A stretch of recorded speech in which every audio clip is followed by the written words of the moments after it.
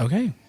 Kiba Walker, it's a pleasure to have you on the program. I'm so happy to be here. Thank you for having me. I also know that you're known as AJ King of the Oh my Heartbreakers. gosh. And could you sing with me? Okay, I'm singing. Why, why she had me set my heart set on fire. Oh, she's a Okay. heartburn. Every time I see her, she makes my heart burn. I'm all messed up for real. I'm telling you, she's the way she moves her body. She's the way she shakes her body. She's ha ha ha ha ha ha ha. Ooh, she's heartburn. The way that y'all found that, this is 60 minutes. I don't know. This was wild. Oh my gosh. Tell us more about that. AJ King. Oh my gosh. Well, so I actually started before I did any voiceover work. I had started in I was an LA child actor, and I was mostly training in music, dance, and singing. And so I was a part of a program in Riverside called Hollywood Launch, and they put together a little boy group called the Heartbreakers, and it was me, Ross Lynch, if y'all know, from Austin and Alley and all that other stuff, and Will J. and Ryland Lynch, and we literally just did a couple performances, and we did some covers, did some original stuff, and yeah, it was really kind of surreal because I grew up on Backstreet Boys and NSYNC, and then to be in a boy band. That's where I thought my career was going, and then now I'm here. Right. I'm curious, how's that experience informed your creativity? I mean, it really opened up a lot of avenues for me because those performances we'd be performing in front of industry giants like MTV, Disney, Nickelodeon, and it was like being 12, 13 years old, being like, the world is my oyster, and I'm able to just showcase that with movement and my voice. And it was just so interesting. And I think when I did that, if I hadn't been a part of that program, I don't know if I would have really fully explored the facets of what I can do. And I am very thankful for that. Right. And I heard you still do dance. Does the term Katie Conservatory mean something? Oh my gosh, y'all really went in. Y'all did your research. Yeah, Katie Conservatory. I mean, I worked there briefly I taught dance as a part of their conservatory program, and it was right at the beginning of COVID throughout the lockdown. So I started in the actual studio at the school, and then midway through, I had to shift to teaching through Zoom. Wow. And it was interesting because I had to teach in my small little apartment and try to find a place where I could actually dance and all that. But Katie Conservatory, I mean, is a great program. They train a lot of great actors and dancers and theater performers. Right. And Dallas, we have some really good talent, and it was cool to be a part of that. So, what kind of dance did you particularly teach, and how are you able to teach through Zoom on dance? That's whoa. When I was at Katie Conservatory, because I've been dancing since I was 10, so I've taught at many studios, but primarily at this studio, I taught jazz, so a lot of more technical, trained styles of theatrical and jazz performance, and on Zoom, it was basically I remember I started doing the classes in my bedroom, so I would have my laptop, my gaming laptop, where I was streaming to make money. Well, I'd be these mornings, I'd be okay, it's 10 a.m. I gotta get on Zoom. So I'd try and angle it down with the webcam and do all the stretching stuff on my floor. My back's up against the side of my bed, and I'm I got no room. And then eventually I shifted to my small little balcony because I was I need something, space or whatever. But eventually, luckily they realized it wasn't working super well, and they just told all the classes to do mostly written work. But I was making it work. I was ready to move my dining room table and use that space, but it was hard. But we make it work. You have to do what you have to do. Yeah, exactly. And I know you still you dabbled in music too. And when you were in Reno, Nevada, I actually have something for you to look into. This is the best interview ever because I feel everything's being dug up about me. I want you to take a trip down memory lane. The Stereo Killers. Please don't. I want you to look. look, just Oh my gosh, you're kidding. There I am. Yeah. Oh my gosh. I'm going to keep looking. Oh my gosh, there I am. yeah. I am. Where did you? I know where you found these pictures, but that's crazy. Just Let me see. This one's my favorite, actually. This one is a great photo. If y'all haven't seen, I don't know if you can show them, but that photo of me right there is great. That's usually what I look like when I perform, just because I like getting into it. Yeah. Let me see what else we got in here. Keep going. Keep going. I'm so, yeah. I remember all of these. Yeah. This is great. And you kind of have it in chronological order, which is also very scary. That's crazy. Stereo Killers, man. Tell me more. Stereo Killers was my first ever band. When I was in high school, like my junior year of high school, I had a couple friends. I played drum. I was already playing guitar. I played a little bit of piano. I played drums. I was obviously a singer. But I moved to Reno probably around the 8th grade, and a couple years in, finally my friend was like, well, why don't we like form a band? And I was like, why not?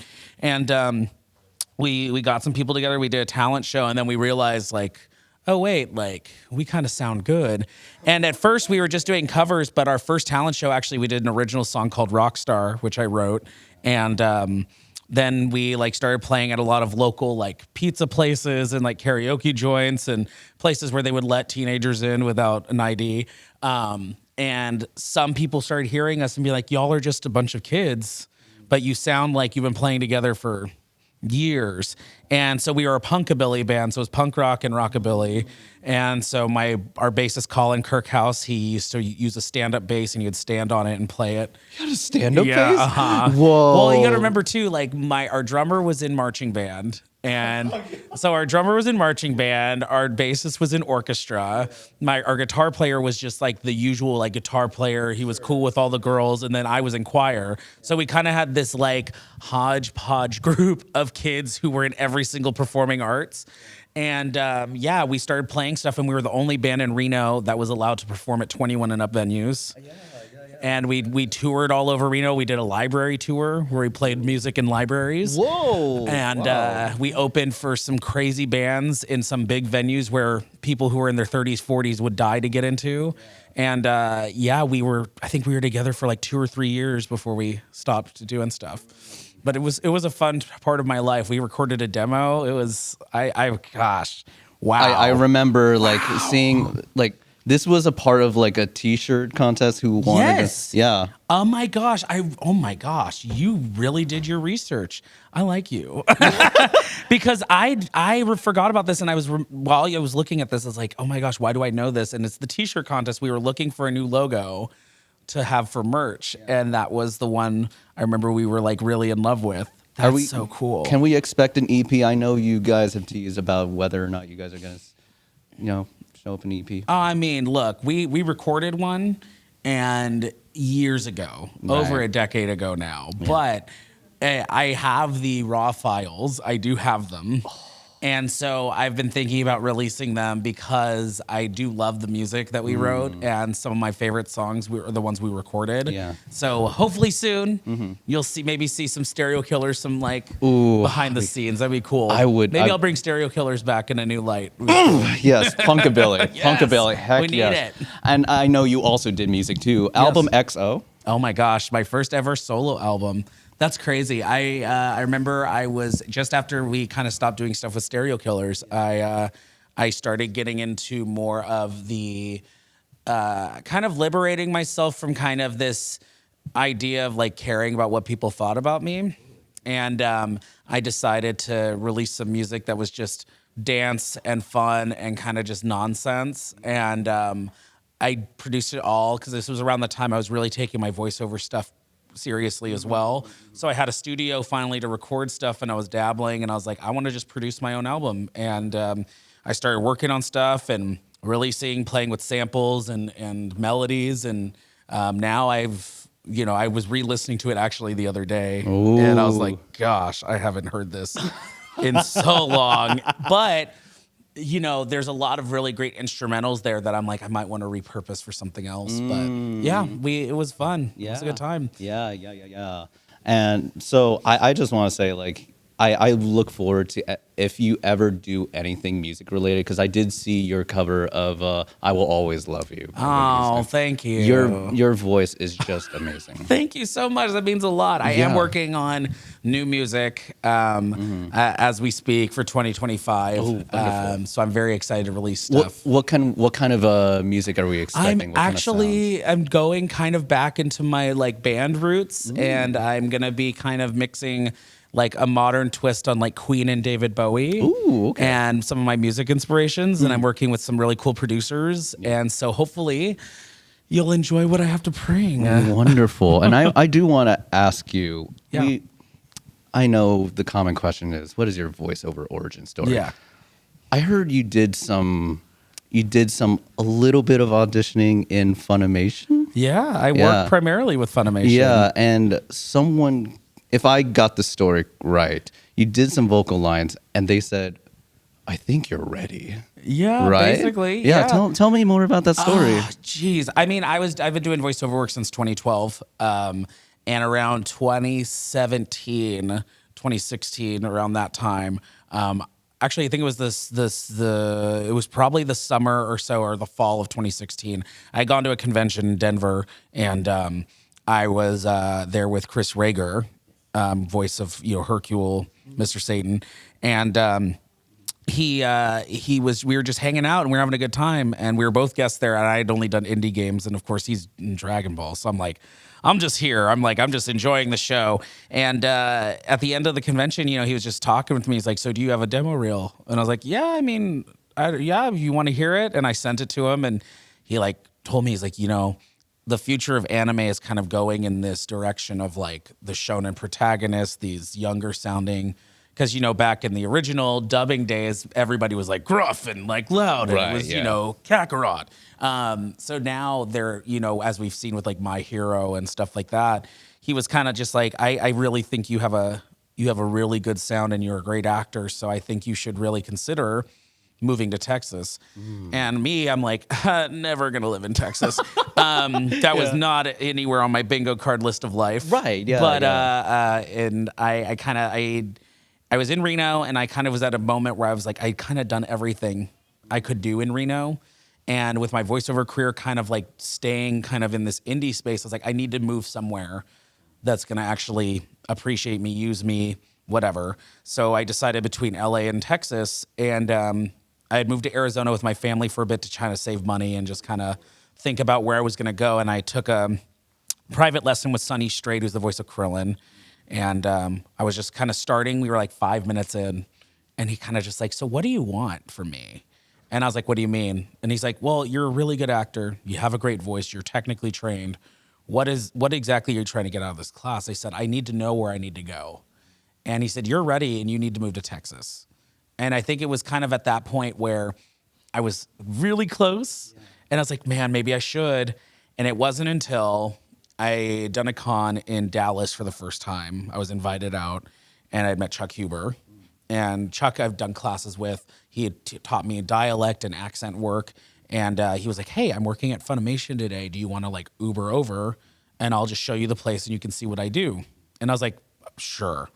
And I walked in and, followed him around as he recorded stuff. And one of the directors was like, "Hey, I need guys. Do you want to be an All Out, the rugby show?" And I said, "Me?"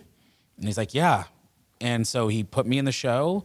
It came out, and then that was the moment I said, "Nope, I got to move to Texas."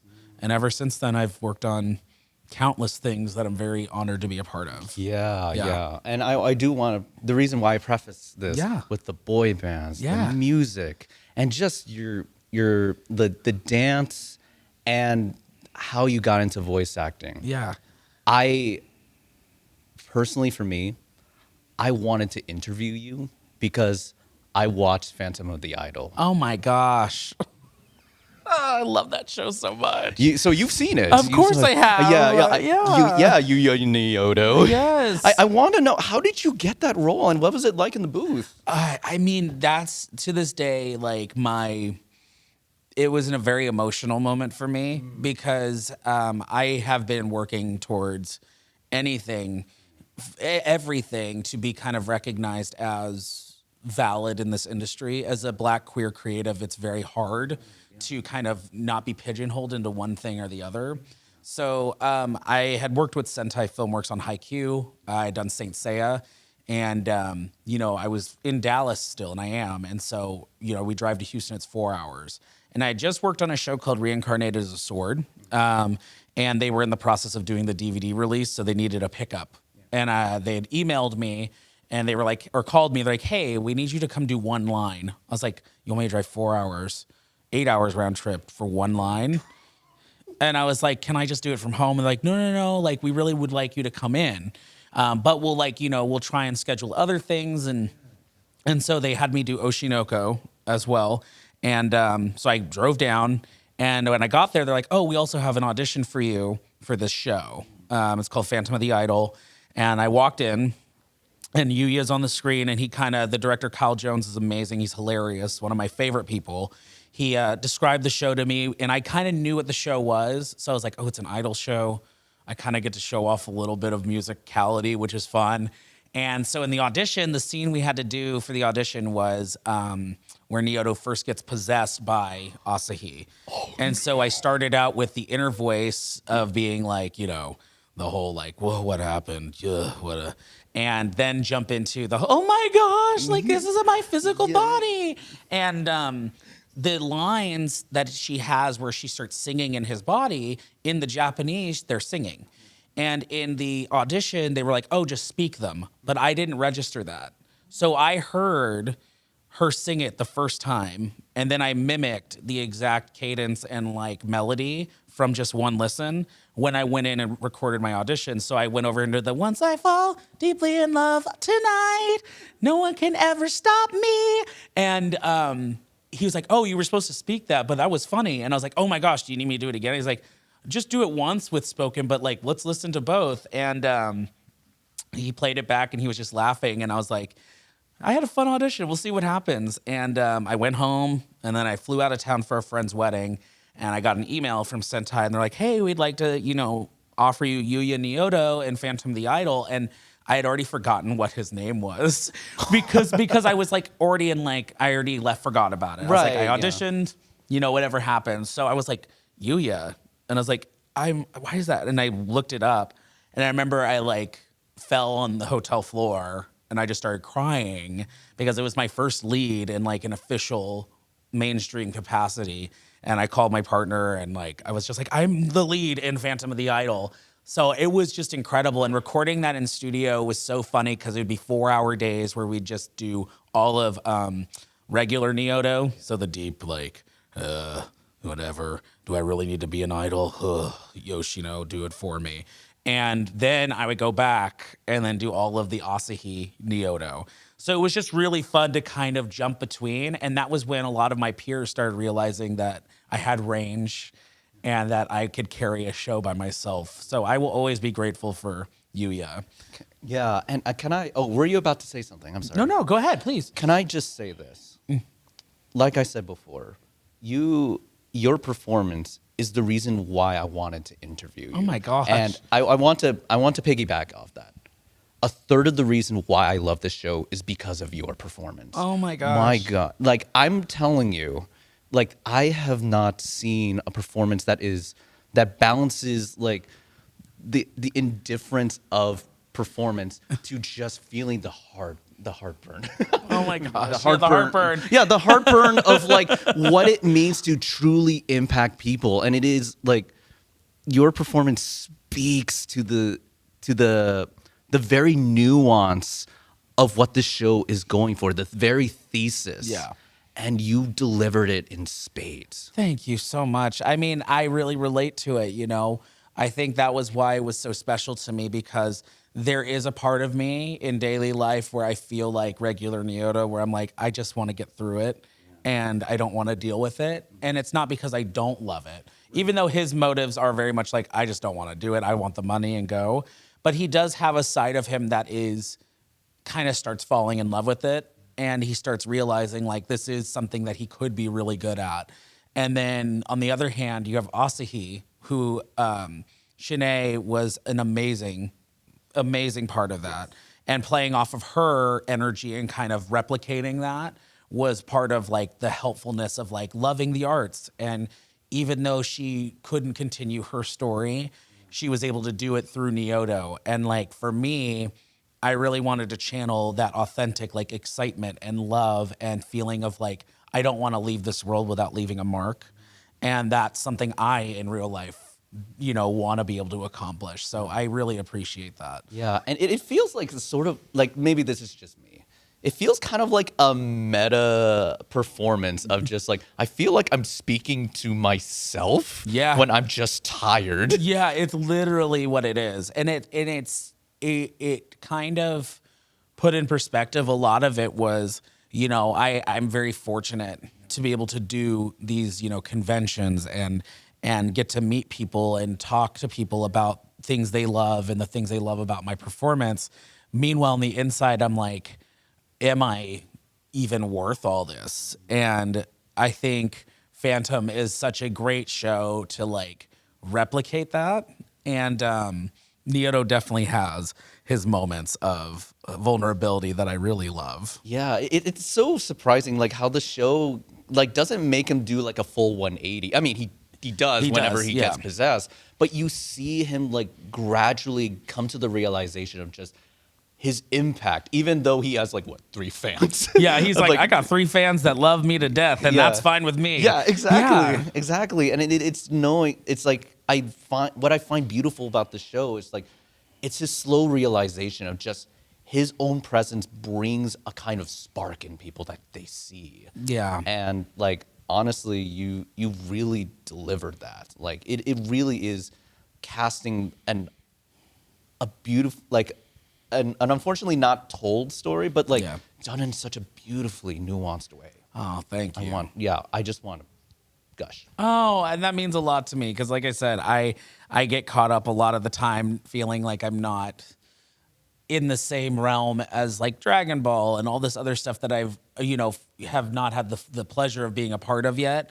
You know, Dragon Ball died, but it was like, there may be some chances for me. There'll come a time. There'll come a time. But like things like Phantom really just like they're near and dear to my heart.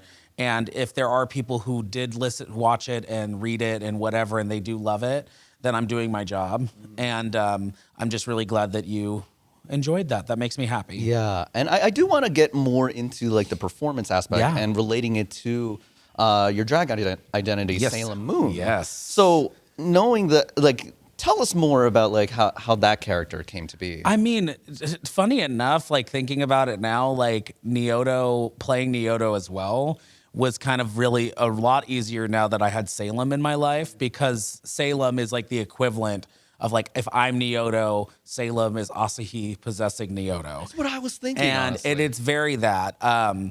Salem was like, drag kind of fell into I started in cosplay, and when I first was doing cosplay, I was just cosplaying characters I liked. I didn't care if they were male, female, whatever. I was just like, this character's really cool. I want to cosplay that costume. The costume's really intricate. I want to build that.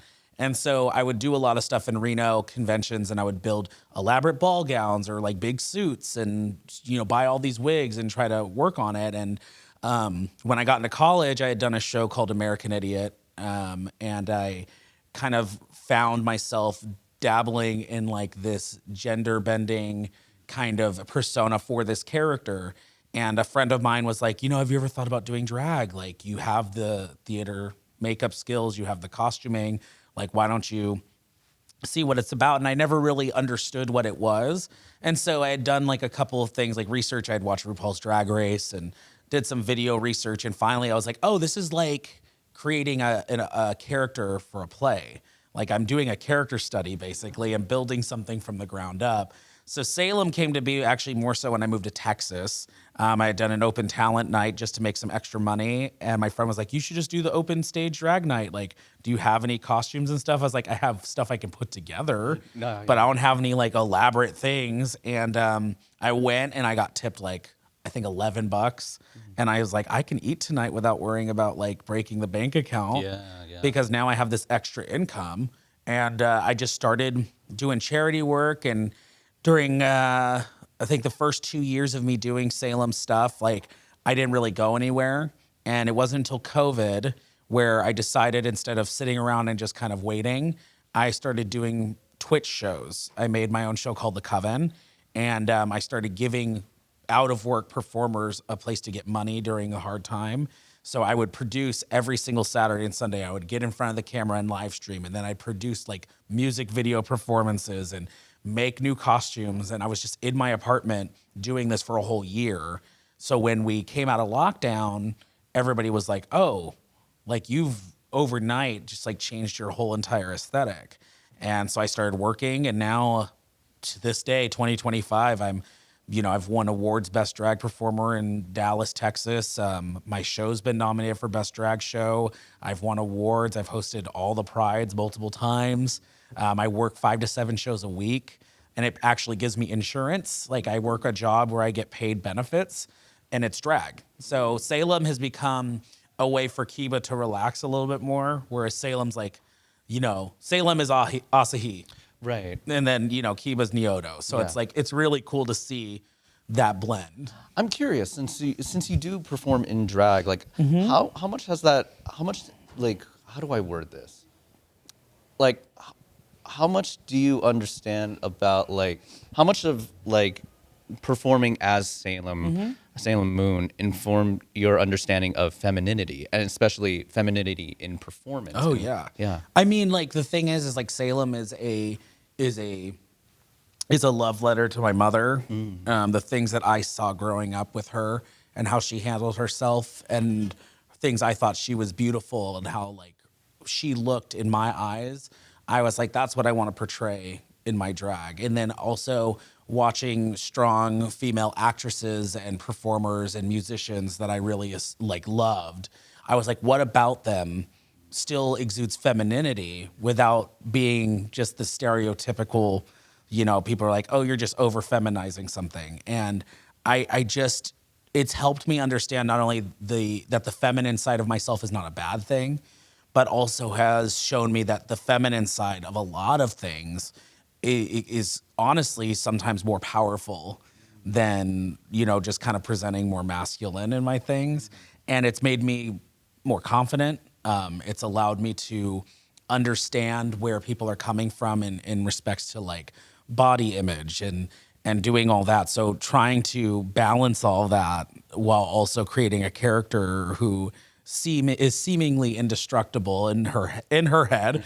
But it's very interesting. I've had a great journey, and I've talked with a lot of different people, and I work with a lot of bio queens, female drag queens that are just like, they are very fortunate to have a platform where someone is not just being like, you can't be in this space.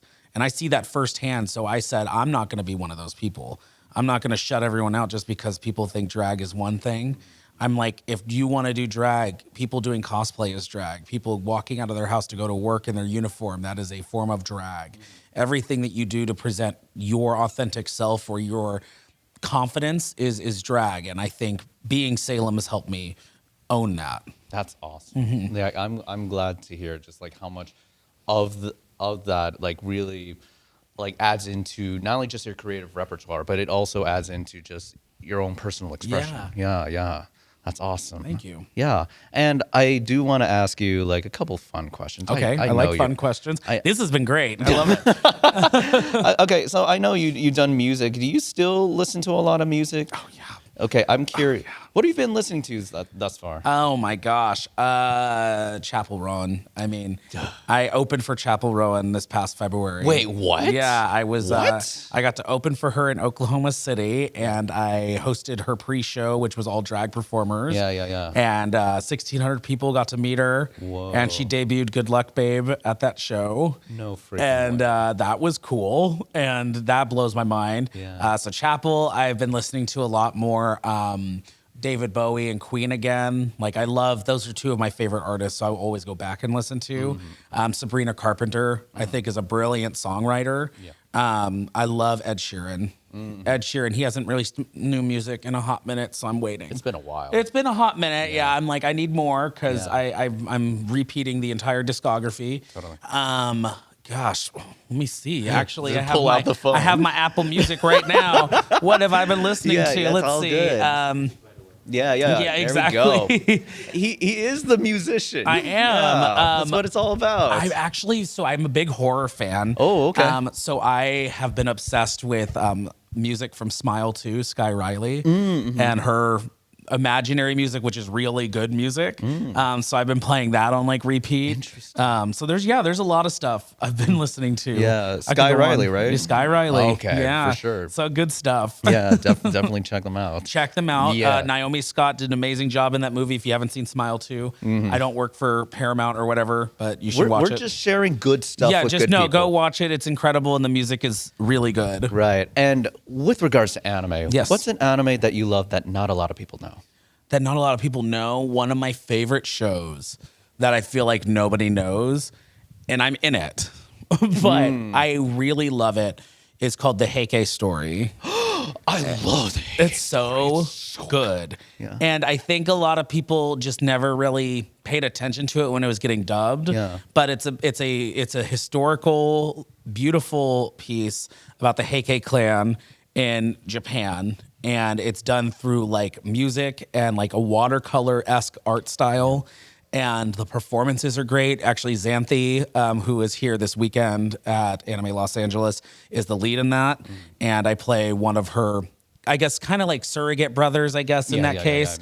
But I play a character named Kiyatsune, and I have the saddest story arc.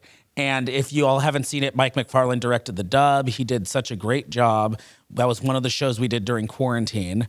And I think people need to go watch it, especially if you love historical pieces. It's just beautifully done. Yeah, and for fans of this director Naoko Yamada, yes, the silent voice. Yes.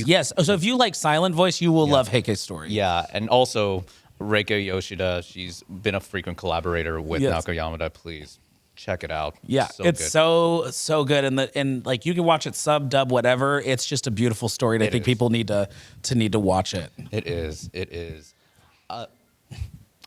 What can fans look forward to now for you? I just announced Fire Emblem Heroes, which was great. I've been waiting for that, so check it out. I think the banner is still up. I play Do in that. I have some exciting projects I have yet to announce. Very excited to announce them hopefully soon. And I'm releasing new music. I'm going to be at more cons. Just follow me and see where I'm at. Yeah. And also, what do you want to say to the organizers of Anime Los Angeles? Thank you. Like this again, I went to this con 8 years ago as just an industry badge wearing like indie voice actor who was just helping a friend out. And I loved this convention, and I've been wanting to come ever since I started getting more and more credits. And the fact I could be here for their 20th, Anime Los Angeles means the world to me. And this weekend, I just want to say thank you. You've done an amazing job. You've organized an amazing convention. I've had the best time, and I hope to come back and bring more of my authentic self to the show. And what do you love specifically about Anime Los Angeles that makes it stand out amongst the rest? I think it's just the fans. Like, it feels like a convention that is fan forward, and you don't get a lot of that anymore because anime and video games have become so mainstream and such a money channel absolutely. that I feel like a lot of times we feel like the fans are not really getting the full fan experience. And I think even like it's been 8 years, knowing that it still feels like it's by the fans for the fans and everybody's having a good time and we're getting the content that fans are like hoping to see. Like Shinichiro Watanabe being here is incredible. And as somebody who's a Cowboy Bebop fan, like seeing fans line up and get super excited to actually meet someone like that, I don't see that anywhere else. And it's just the environment that fans feel safe enough to be fully creative means the world to me. So I love being a part of that. Yeah. Where can we find your stuff? You can follow me on Instagram at Kiba the Voice or at Salem Moon Drag. On Twitter or Blue Sky, just Kiba Walker or Salem Moon Drag. And then I also stream. I'm a VTuber. You can find me at Elix VTuber, ELEX, on Twitch. And you can see me on all those places. I post everything there. Elix VTuber, Salem Moon, AJ King, and Kiba Walker. Thank you so much for your time. It's an honor having you on our program. Thank you so much. I appreciate it. All right.